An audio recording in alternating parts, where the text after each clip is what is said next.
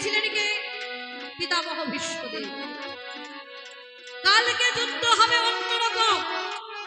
এই যুদ্ধে পঞ্চ পাণ্ডবে নিস্তার পাবে না। পাঁচখানা যে বাণ তুলে রেখে দিয়েছিলেন সেগুলো এক একটা কি বাণ নয়, সেগুলো এক একটা যে পরমাণু বোমা। এক একটা হচ্ছে পরমাণু বোমা। শুধু পঞ্চ পাণ্ডবই মরবে না,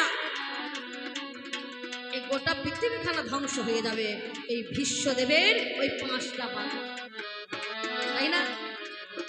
আমি যদি কৃষ্ণময় জগৎ হই আর আমি যদি সকলে ভালো চাই, পাঁচজনকে যদি মাত্র আমার দুঃখ ছিল না, কিন্তু ওই বাণে এই পৃথিবীখানা ধ্বংস হয়ে যাবে।